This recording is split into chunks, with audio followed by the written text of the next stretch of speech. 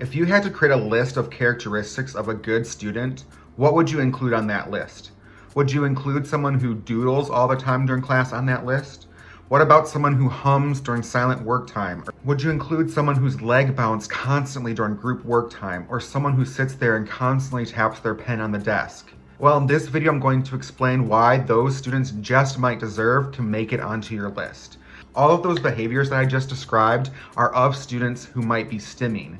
And stimming is a behavior that is really important for some neurodivergent students to succeed and concentrate in the classroom. I have another video that defines stimming in more detail, so I encourage you to check that out. But for now, let's just think of stimming as any repetitive behaviors that help someone soothe themselves, help them manage their energy levels or the stimuli that they are getting from their surrounding environment. Such behaviors are extremely important for neurodivergent people. So what would it look like in our classrooms or in education if we started affirming stimming?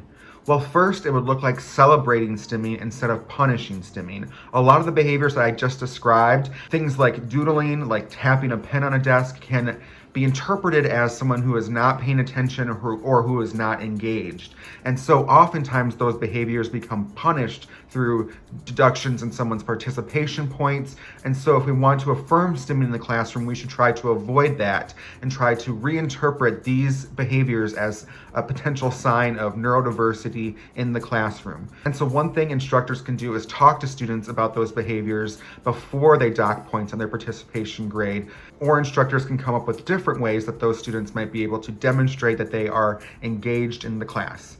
And if you know someone who doodles to concentrate, take a second to like this video to celebrate them and their stimming behavior.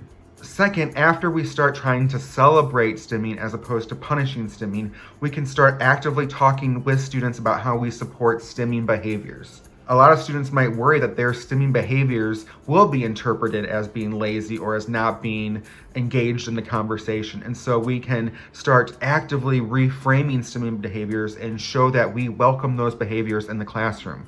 And so one thing that you can do is on the first day of class, explicitly state that you allow stimming behaviors or you allow non-disruptive STEM toys in the classroom. You can also include a line or two in your syllabus affirming that you want to have an accessible classroom where stimming behaviors are welcomed because they can help students succeed in the classroom. And you also tell other students about that. You tell other students that people might use these behaviors as a way to manage their sensory input and manage their energy levels and help them self-soothe in situations that might be stressful or overwhelming to them.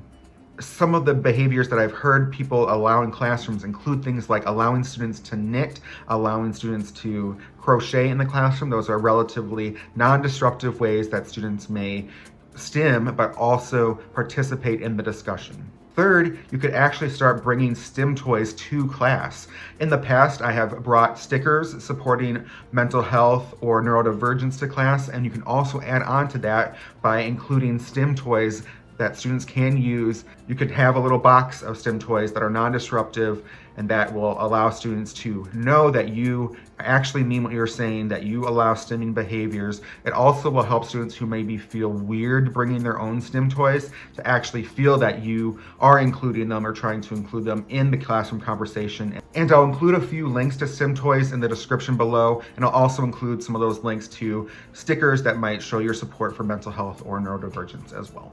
Fourth, include discussions of stimming behaviors in your classroom, especially if it's relevant to the content. So for example, I teach communication studies courses, and because stimming is a way that neurodivergent people communicate that they might be being overwhelmed or they might have too much sensory input, we can have discussions with our students about that. And by doing so, students become more knowledgeable about stimming behaviors, they become more aware of stimming behaviors, and so they understand what is going on when someone is engaging in behaviors like rocking back and forth, humming, singing, tapping their toe, whatever the stimming behavior may be.